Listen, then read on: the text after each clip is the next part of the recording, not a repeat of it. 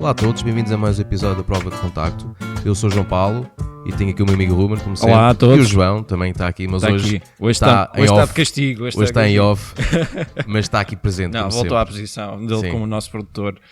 É verdade. E hoje temos um bocado uma espécie de consequência da última conversa que tivemos, né? Do episódio anterior. Sim, ficámos assim com um tópico assim um bocadinho de suspense, que até era um tema que até durante esta semana já tivemos a oportunidade de falar um pouco sobre ele, não é? Que é, eu não sei, honestamente eu não sei muito bem como é que vamos definir bem este tópico. Ainda vínhamos durante o caminho para aqui a tentar decidir como é que íamos falar sobre isto, porque o João Paulo acha que devia ser sobre a cultura visual, e eu acho que a questão devia ser como fazer chegar és um bocado mais específico. a cultura visual És um bocado mais específico às pessoas que não estão necessariamente ligadas à fotografia ou à pintura, à ilustração, outra coisa assim. Eu acho que passa um bocadinho por... Se calhar cruzam-se as duas da mesma forma, não é? Sim, e isso, pronto, como nós, para quem não ouviu o episódio anterior, né, que levantámos essa questão, que é o episódio 7, se não estou enganado, não é? Exatamente, e falou-se da parte da questão da cultura visual, né, que havia as pessoas que tinham, pronto, fotografavam, mas tinham falta de cultura visual, e questionávamos um bocadinho como é que isso podia ser colmatado e resolvido. E essa questão realmente ficou no ar, e optámos esta semana então, porque não tentar falar um bocado sobre isso. Obviamente não vamos encontrar as respostas para isso, mas pelo menos levantar essa questão e não, mas tentar pelo menos algum o debate já tivemos um pequeno debate a caminho daqui do IPF em off. Sim. E já há aqui algumas divergências de opiniões. E ainda bem, que isso ainda é que bem, era o debate. esse quero.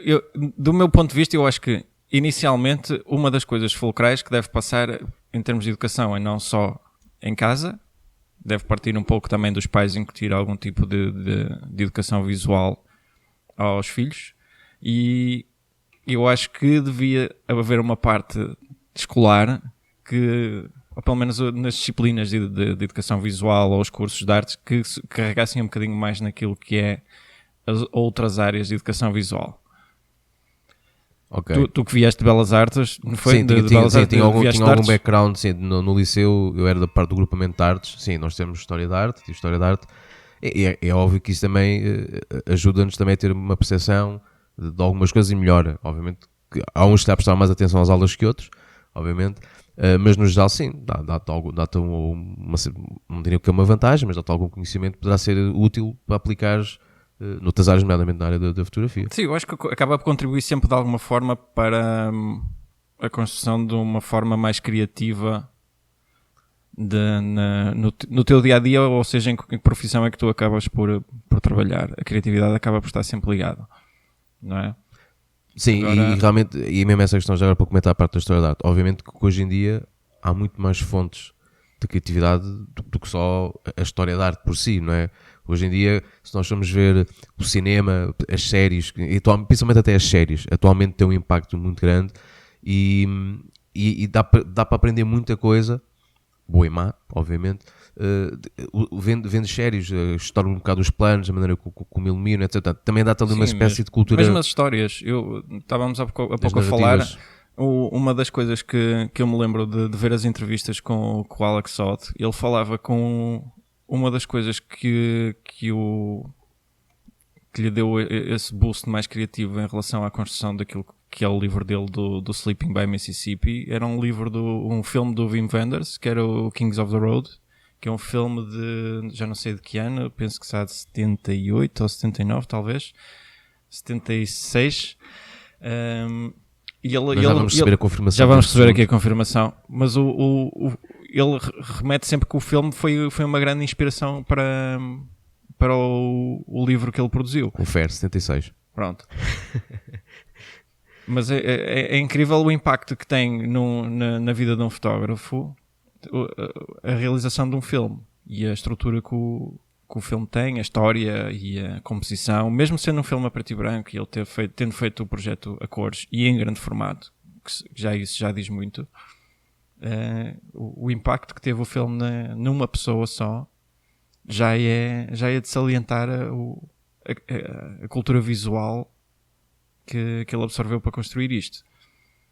Agora, até que ponto é que outras pessoas estariam dispostas a ver um filme do Wim Wenders. Eu acho que nem toda a gente vai ao cinema para ver um filme do Wim Wenders. Se calhar não é assim. Os realizadores que realmente também são muito conhecidos, não é? Pela sua estética, a maneira como fazem os seus planos e tudo. Sim, e vocês há pouco falavam do Wes Anderson, não é? Sim, e acho que quase toda a gente já em algum momento, né, que foi ver algum filme, que houve ali um momento, um frame que ficou tipo, uau. Não é? E muitas vezes isso, há ali muitos momentos né, de cinematics, né, cinematográfico, que aquilo fica-te na retina e aquilo não são planos que ficas assim, isto dava uma foto fabulosa, não é? E acho que todos nós já temos um bocado essa experiência e realmente filmes e séries dá para realmente aprender. Sim, porque a gente absorve a cultura visual de todas as formas, seja na publicidade, seja na arquitetura, tudo nos influencia de alguma forma.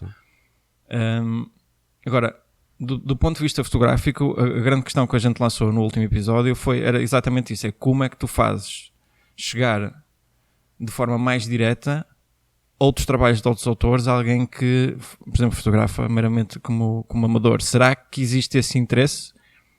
Isso acho que é o primeiro ponto, não é? Não é? Que é a pessoa realmente gostar de fotografar um determinado assunto e sentir-se entusiasmada, não é? E querer saber mais daquilo. Obviamente, se a pessoa tiver motivação, vai pesquisar e hoje em dia, felizmente, não é? Com a internet tens um acesso à informação quase ilimitada. Obviamente que tudo parte da predisposição que a pessoa tem de querer saber mais, conhecer mais autores, seja de fotografia, seja de pintura. Eu acho a internet um bocado limitativa nesse aspecto, porque muito daquilo tu quando tu procuras algo como boa fotografia, se fores ao Google, provavelmente vai-te aparecer os grandes mestres, as coisas mais antigas, os clássicos. Ok, sim. E espera-se que hoje em dia se olhe mais para a fotografia contemporânea para perceber a evolução que essas imagens já tiveram, ou pelo menos para perceber o que é em termos de tendências, o que é que está a acontecer e o que é que nós podemos trazer de novo para a fotografia que criamos. Sim, e mesmo para o amador isso também é importante. Sim, mas por exemplo, agarrando um bocado essa palavra que tu disseste das tendências. Atualmente, se nós formos ver a questão das tendências, mais uma vez, vamos voltar sempre ao assunto todas as semanas falamos, que é as redes sociais, e há muitas pessoas que seguem as tendências por aí, não é? É uma maneira, obviamente que é assim, e nós também já falámos também um bocado sobre isso, mesmo às vezes em off, que é o grande problema é as pessoas saberem filtrar o conteúdo e perceberem o que é bom do que é mau, não é? Portanto, a pessoa e desenvolver também um bocado esse espírito crítico. Portanto, é óbvio que uma pessoa que esteja habituada a ver fotos más, se calhar quando continuar a ver fotos más não passa daquilo. E depois... Mas o problema é como é que tu dizes a alguém que não tem do lado dele a dizer-lhe, ok, não vejas isto porque isto é claramente mau. E ainda por cima esta semana que vimos assim algumas exposições que eram assim um bocadinho preocupantes. Sim, são exposições, depende dos gostos. Não é? Para nós, para a nossa maneira de ver, não é? Realmente não houve uma claramente que nós depois no final vamos falar também sobre essa exposição, mas isso somos nós que já temos também, já desenvolvemos também o nosso gosto pessoal, não é? Se calhar acredito que alguém que se identificasse mais com aquele tipo de foto, se achar lá, não, esta exposição é espetacular, não é? Identifica-se, aí também depende muito do gosto e estado da cultura visual que aquela pessoa tenha adquirido para o que a cativa a ver. Não é? Por exemplo, eu há muito tipo de fotografia, e tu sabes isso, não é? Há muitas fotografias de fotografia de autor e tudo que não me cativam, mas pronto, tenho que admitir que algumas podem ser interessantes esteticamente e tudo, mas não me cativam. Agora, as pessoas sabem distinguir o que é que realmente é uma boa foto de uma má foto, que também, só por aí também às vezes pode ser um bocado subjetivo. Mas isso, os próprios espaços que criam, por exemplo, agora que estamos a falar em exposições, os próprios espaços que criam este tipo de exposições que tu olhas claramente com o visual um bocadinho mais crítico e que tu sabes que aquelas imagens não fazem sentido que lá estarem sequer, a culpa também é desses espaços que estão a educar as pessoas que lá vão visitar de que aquilo é bom. Portanto, há uma espécie de validação, tipo, se isto está aqui exposto, é porque isto é bom. O simples facto de estar numa galeria, para o público já é quase como uma validação de que, não, aquilo que vocês estão a ver é bom, foi escolhido por alguém que sabe aquilo que está a ver. Mas justamente tem que ter um sentido crítico, não é? Pronto, se calhar Imagina, vamos aqui agarrar um exemplo. Se houver alguém que não se identifique com um determinado tipo de estilo fotográfico, sabe, pode ver as melhores fotos do mundo daquele género e dizer, pá, não gosto. Não, depende muito da própria pessoa, não é? Mais uma vez, eu acho que é difícil cultivarmos um bocado visualmente as pessoas, agarrando aquela questão que tu falaste inicialmente, não é? Que também já veio do episódio anterior. Eu acho que é difícil. Não há uma maneira de impor o que quer que seja, nem se pretende que se imponha. Que é interessante, sim, que as pessoas tenham uma cultura visual, penso que sim. Principalmente para quem ligar mais às artes. Obviamente, quem liga minimamente às artes tem que ter uma cultura visual. Sabes que a minha percepção ao fim deste tempo todo é de que quem consome fotografia, quem consome livros de fotografia, documentários, etc, são outros fotógrafos. Ok, portanto, achas já logo ali um target? Já o target já é um nicho por já si. Está definido. Eu não conheço, ou conheço muito pouca gente que não fotografa e que compra livros de fotografia ou que compra impressões para ter em casa para decoração ou porque gostam do determinado autor.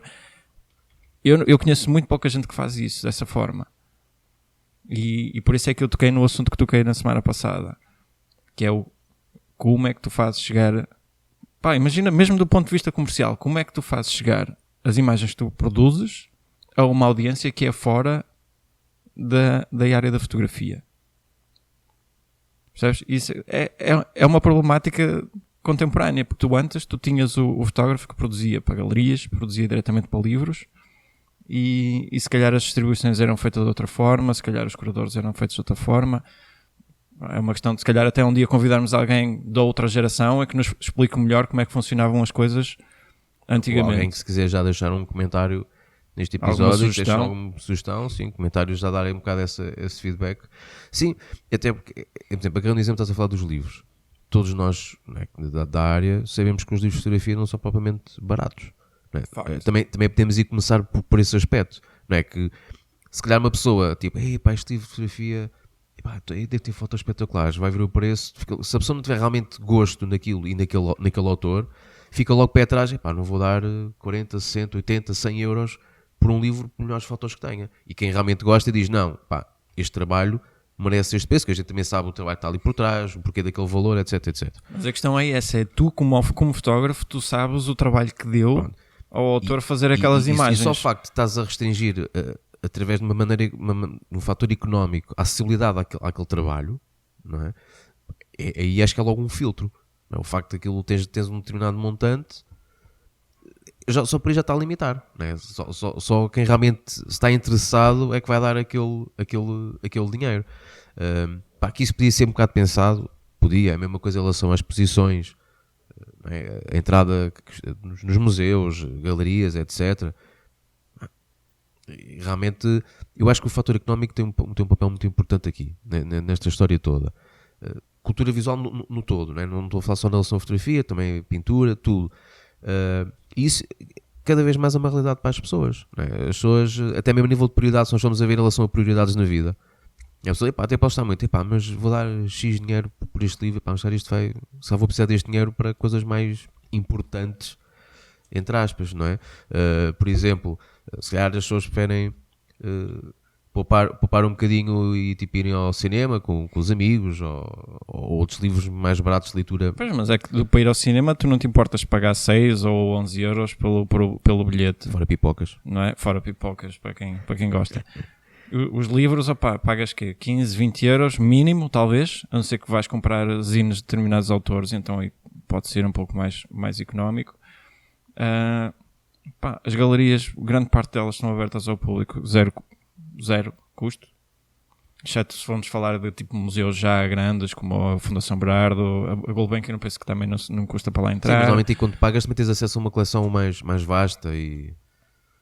Sim, ainda há aquela questão dos museus que são gratuitos. Por exemplo, sim, Alves tem um dia por mês sim. Que é gratuito o acesso. E aí até quase que é chique as pessoas irem, para dizer que foram ver. Nesses dias é horrível, está sempre cheio de gente. Claro. Mas não deixa de ser Só interessante. falta levarem a merenda para o piquenique. Eu acho que se Ralph dissesse que podiam acampar lá, eu acho que as pessoas até dormiam lá. Mas Serralves é um espaço bonito. É. Mas sim, realmente, pronto, realmente o fator económico pode ser logo aqui um entrave nesta história. Mas voltando, mais uma vez, à questão inicial de como é que a gente consegue chegar à maioria das pessoas. É complicado. Nós, quando vínhamos em conversa até mesmo com o João, a questão da escola, tínhamos falado da questão da educação nas escolas, da acessibilidade a esse tipo de cultura, também é uma questão relevante. Será que era importante ou não essa parte, condicionar ou não as pessoas a isso? Também, assim, se nós vamos ver, está no tempo dos nossos avós que andavam a decorar o nome dos rios todos e das linhas de comboio, não sei o que era uma informação que na altura achavam relevante e que hoje em dia, para nós, queres saber o nome do rio, ligar um telemóvel e vais procurar na net. Agora, ou seja, há aqui conhecimento que pode ou não ser usado atualmente e para nós, na nossa perspectiva, sim, faz sentido que devia haver nas escolas uma formação um bocadinho melhor na parte artística. Não é? Pronto.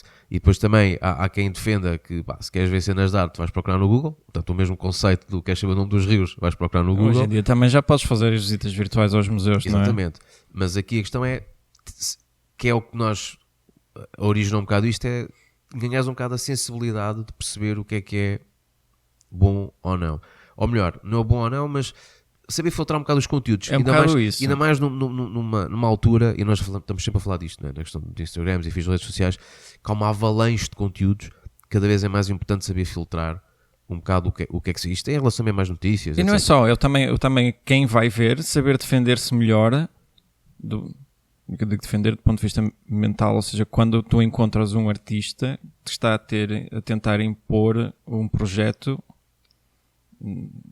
já falamos daquela questão de usarem o texto para fundamentar um grupo conjunto de imagens que não faz nada sentido com aquilo que lá está.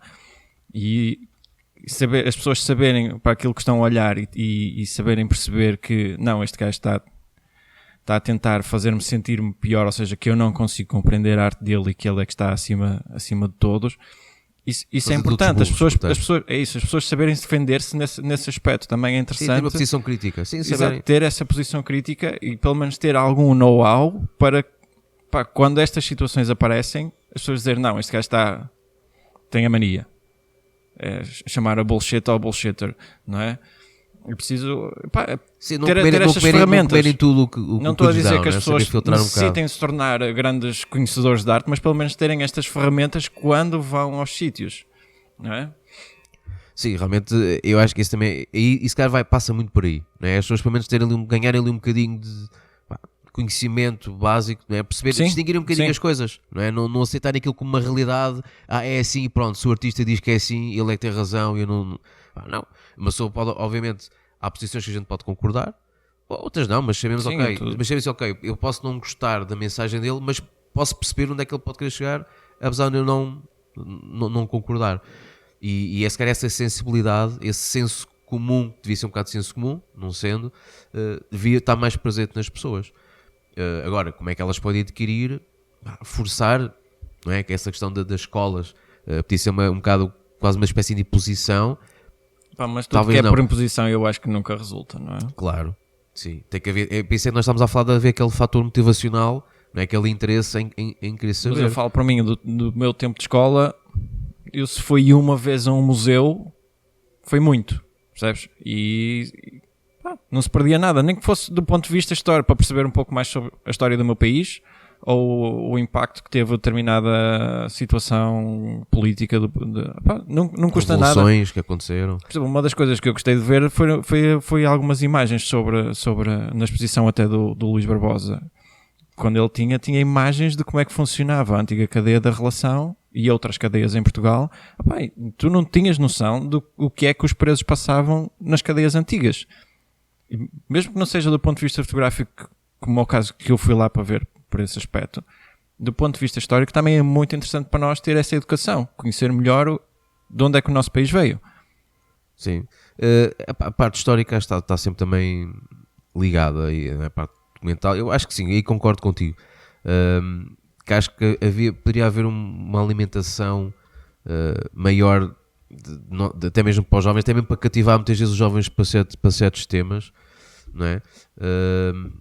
Que através da arte consegues contar muitas histórias, de outra maneira é mais difícil eles aprenderem, ou seja, através da arte pode ser uma maneira de de conseguires dar cultura às pessoas de alguns acontecimentos. Agora estou-me a lembrar, por exemplo, da parte religiosa, não é? Que antigamente sim. as pinturas, não é, de Nazaré, tudo era muito por isso. As pessoas não sabiam ler, então tentavam, através da arte, contar essas histórias e passar aquela mensagem até mais religiosa às pessoas. E tu tens aqueles fotógrafos que até se sentiram influenciados por aquilo que viam a chegar das notícias. Por exemplo, durante a Guerra de Vietnã houve uma quantidade de fotógrafos que se tornaram grandes fotojornalistas que o passaram a ser porque viram imagens que estavam a chegar à imprensa na altura de outros fotojornalistas que estavam a documentar o conflito.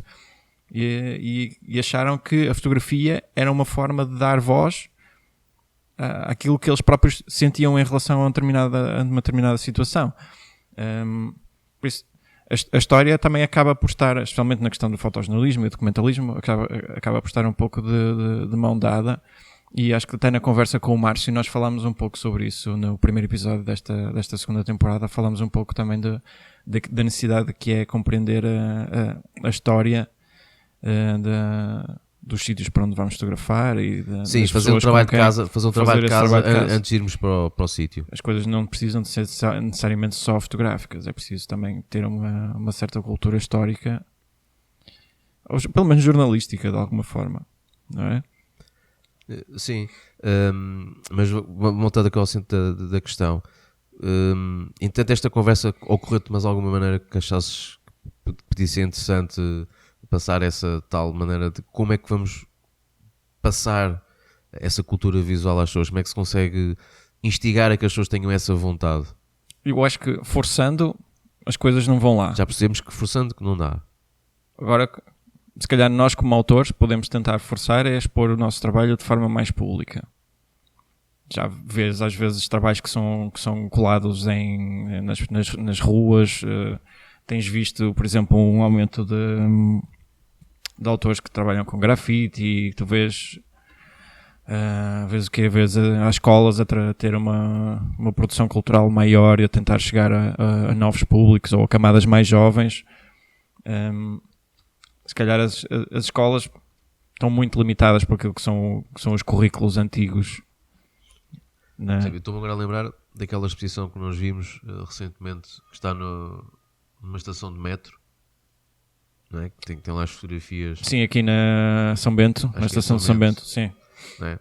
Por exemplo, isso é uma maneira que achas que é interessante tornar a... Para quem não viu, não sei se a exposição ainda lá está, que era um trabalho sobre senhoras que tinham sofrido mastectomias. Sim, tanto que tinha e um senhor. Sim, sim. E tanto aquele era um trabalho sobre fotografia, era sobre uma série de retratos, sim. E realmente achei engraçado estar no metro. Portanto, é um sítio de passagem diário de milhares e milhares de pessoas, não é? Sim, mas é uma questão é que mostrou um trabalho, não foi necessariamente intelectualizar aquele trabalho e tornou-o acessível ao público. Sim, e é por isso que eu me estou a lembrar disto, não é? Que é o facto de terem escolhido um sítio que não é propriamente uma galeria de arte, que é que as pessoas têm que ir de propósito para ver. Não, é um sítio de passagem de milhares de pessoas, inclusivamente, atualmente, turistas também, não é? E ali passar aquela mensagem também que aquele trabalho tem, não é? E claramente existe... não é? Certamente noutras estações, e se calhar estações de metro e estações de comboios e tudo, para não ser sítios muito apelativos. Sim, passa muita gente, sim. Passa muita gente e se calhar até parecendo que não. A estação da Trindade e os combatentes também costumam ter exposições. Então deixa ser muito curioso, porque até pode ser uma maneira interessante as pessoas passarem, entre aspas, tempo enquanto estão à espera do metro. Não é? Em vez de olhar para a publicidade de uma campanha qualquer ou para o telemóvel, não é? Ou estarem a ouvir os podcasts como este, pode ser, mas se estiverem a ouvir esse podcast, não olhem para as fotos que estão a ver, ok? Foquem-se no podcast, ok? Que isto é que é importante. Mas aproveitarem para ver essas exposições, e acho que é importante esse tipo de espaços, e se calhar é uma maneira assim de tornar mais acessível, não é? Às pessoas, ou seja, as pessoas indiretamente estão numa galeria, não tendo essa noção de estarem numa galeria. Eu acho que o passo passa por aí, a tornar a arte mais acessível de uma forma que seja um bocado quase que subliminar. Não sei se será a palavra mais adequada para isso, mas um bocado mais subtil. É mais por aí. Que as pessoas vejam as coisas e que nem que seja numa que crie algum interesse. É engraçado. Sim, parecendo que não. Gostava de experimentar ou como é que eu posso ajudar este autor a continuar este trabalho ou fazer algo melhor? Sim, porque realmente, parece que não, a maneira nós temos a arte colocada em galerias, parece também torna-se a parte de uma coisa muito, muito elitista, não é? Uma coisa, não, está numas galerias, só é acessível, mesmo sendo entrada gratuita, há sempre, está confinado àquele espaço, há sempre. Mas eu acho que as galerias também contribuem muito para esse aspecto. Mas algumas galerias podem fomentar isso e podem interessar isso. Claro que fomentam isso. Pronto, que haja essa distinção. As galerias são negócios como outros quaisquer, e eles sabem muito bem qual é o target que hoje em dia tem capacidade financeira para adquirir uma obra de arte. Sim, tu vês, por exemplo, a loja da Leica que tem preços absurdos no que toca a preços de impressões, e eu já falei com alguém lá e eles próprios concordam que às vezes os autores exageram naquilo que são os valores daquilo que eles acham que são as imagens, e quem diz isso diz qualquer outra galeria a nível mundial. As coisas, a arte tem que estar acessível. Pronto, mas a arte tem que estar acessível. Os autores às vezes acabam por achar que estão num pedestal de tal maneira que acham que a obra deles merece estar no Louvre, e percebes? Mas, por exemplo, a questão aqui, e também um bocado à consequência da arte estar associada a espaços públicos, é óbvio que isso também, se começar a funcionar, também vai alertar de que são espaços cada vez mais viáveis, não é? A serem usados. Porque a gente sabe que muitas vezes para decisões deste género, de quais é que são os sítios onde se vão usar, assim, ok, este espaço é interessante, mas não passa lá ninguém. Okay, é uma questão de números. Não é? Agora, também é verdade. Agora, se tu fores a um sítio, não, nós temos aqui um sítio onde passam 30 mil, 40 mil pessoas, 50 mil pessoas por dia, se calhar já interessa, mesmo não sendo um espaço ideal para expor determinado conteúdos. Mas não, vamos voltar ao exemplo outra vez. Uma estação de metro não tem propriamente estar as melhores condições de luz, não é? Ou então isso podes pensar. Sim, então podes pensar, ok, vais adaptar então a exposição. Ok, se falta luz, então vamos montar aqui uma exposição com melhor luz. Ou seja, mas adequas também ao espaço, porque sabes que vais ter um retorno de que ele vai ser visto por 40, 50, 70 mil pessoas por dia. Não é? Também, e depois isto realmente começasse depois a fazer estas estatísticas de números, começas a perceber, ok, não, isto realmente funciona muito melhor do que uma galeria que se dá só lá vão 500 pessoas numa semana. Mas lembra-te que o autor precisa sempre de ter algum retorno do projeto. Pronto, isso era onde eu queria chegar. Isso é outra questão, que nem todos os autores... Isso era onde eu queria chegar, que é, uma coisa é a maneira como tu fazes chegar o teu trabalho às pessoas. Outra coisa é, ok, como é que vais obter retorno do teu trabalho? E aí a conversa já é diferente. Numa situação destas, onde tu fazes uma exposição num local público, o teu retorno, a única coisa é as pessoas que passam a gostar, é feedback, e pode vir a tornar-se um potencial cliente, se acharem que sim, e ficarem interessados no teu trabalho, e saírem a procurar o teu trabalho. Sim. Pode isso até eventualmente, se tu depois fizeres uma exposição a posteriori num espaço, uma galeria, ou seja, já sentem, ok, eu vi na estação do metro o trabalho desta pessoa, eu não me importo ir à galeria ver, isso aí na galeria já tens uma abordagem diferente, isso aí já pode ser aquela parte mais comercial da imagem. E não é só, se calhar também tens outra liberdade para expor outro tipo de trabalhos que de uma forma pública, como numa estação de metro, se calhar não podes fazê-lo. Imagina que há uma série de nus, por exemplo. Sim. Há coisas que tu não podes colocar num espaço público. Sim, mas por exemplo, esta exposição que estamos agora, por acaso confesso não me estou a lembrar do nome da exposição, disse interessante, mas acho que a exposição, espero que ainda estiver lá, já até depois podemos tentar confirmar isso num comentário, que acho que é interessante até mesmo para a autora, e as imagens que lá estão, que também não são aquelas imagens mais simpáticas para alguém ver tipo a segunda-feira de manhã quando está a ir para o trabalho. Até a própria temática tem um certo peso, mas realmente acho que é importante, não é? Mas sim, sem dúvida o que estás a dizer é relevante. Se calhar uma pessoa não vai fazer ali uma exposição no artístico, não é? Porque se calhar havia muitas pessoas que iam ficar chocadas. Sim, há ali uma certa limitação, não é? Pronto. Se calhar agora, isso também diz outra questão, será que tinha que ver essa limitação ou não? Mas isso também poderia ser outro debate. Não, se vamos com a questão de que porque há alguém que passa por ali e sente-se ofendido porque vê 12 fotos ou 13 fotos de não estão pixelizadas. Senhoras, não tem a barrinha da censura à frente. Não... Sim, mas acho que já voltamos aqui a estas duas questões importantes. Né? Uma que é, ok, como tornar a arte mais acessível a todos, e depois há aquela questão também, nós inicialmente nem sequer tínhamos pensado nisso, e agora a falar, pelo menos que é a parte do retorno económico, não é? Porque também é importante para o artista, que o artista não a exposição não chega como forma de pagamento, por assim dizer. Não estou a dizer que não possa fazê-lo de forma altruísta. Agora... Sim, mas acho que se calhar aqui por esta... Para este tema inicial acho que poderá ser interessante porque já estão algumas questões pertinentes. Sim. E certamente é um tema que nós poderemos voltar pegar noutro episódio, noutro episódio, até mesmo com algum convidado que até já possa ter passado por uma exposição similar, não é? De ter feito uma exposição num sítio não convencional. Sim. E perceber qual é que foi o retorno que ele teve de expor nesse sítio. Por isso, se vocês eventualmente conhecerem alguém, deixem comentários no Instagram ou no nosso sítio também temos. Sim, por e-mail ou por mensagem. Ou no YouTube também. Porque é importante, acho que era muito interessante termos esse feedback, não é? Ter uma exposição num sítio não convencional e qual é que foi o impacto que teve e o retorno que teve. Mais uma vez, deixamos aqui o pedido, se gostarem, comentem, partilhem. Também só aqui fazer uma pequena nota à exposição que nós estávamos há bocado a falar, que é uma exposição que está patente no CPF. Portanto, aliás, estão lá sempre exposições a decorrer. Esta é uma das que nós destacamos, que é uma exposição do Javier Bragado, que é um fotógrafo espanhol, de uma área que, como diz... Que é muito raro aparecer numa exposição desta área. Sim, pelo menos que a gente tome conhecimento. Pelo menos em Portugal não é muito comum. Que é uma exposição de fotografia de concertos. É por isso que eu também estou a falar nisto. mas eu gostei bastante. E o tamanho das impressões, elas estariam o quê? 1,5 m, 1,20 m, qualquer coisa assim. Sim, são impressões muito grandes. Já simpáticas, sim. E consegue-se ter uma atenção ao detalhe dos eventos. Ele por acaso, curiosamente é um fotógrafo que eu já acompanho há alguns anos, né, no Facebook.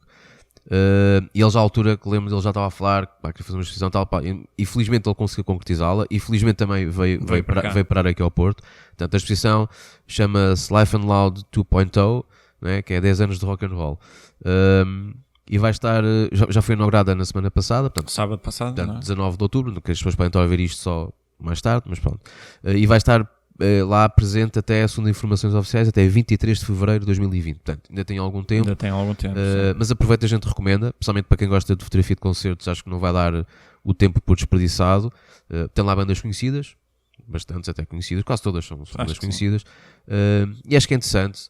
O espaço também podem aproveitar para ver as restantes exposições que lá estão, mas nós realmente estamos em fazer esta muito pelo que acabaste de falar, né? Que é um tipo de fotografia que não é muito comum ver neste tipo de espaços. E ainda bem, e era bom que houvesse mais exposições destas, que houvesse abertura para mais exposições destas, e até mesmo de autores portugueses, quem sabe, esta é que fica a dica. E pronto, acho que vamos ficar hoje por aqui. Espero que... Mandem-nos mais sugestões de exposições, livros, exatamente, qualquer coisa que vocês estejam já sabem que podem usar aqui o nosso podcast para divulgar. Usem a nossa hashtag da Prova de Contacto Podcast para divulgarem também os vossos eventos, as vossas imagens. Nós teremos todo o gosto em partilhar ou falar aqui para dar a conhecer os vossos trabalhos. E é isso. Espero que tenham gostado deste episódio e não se esqueçam de deixar aí feedback. E obrigado a todos. Obrigado. Até o próximo episódio. Um abraço.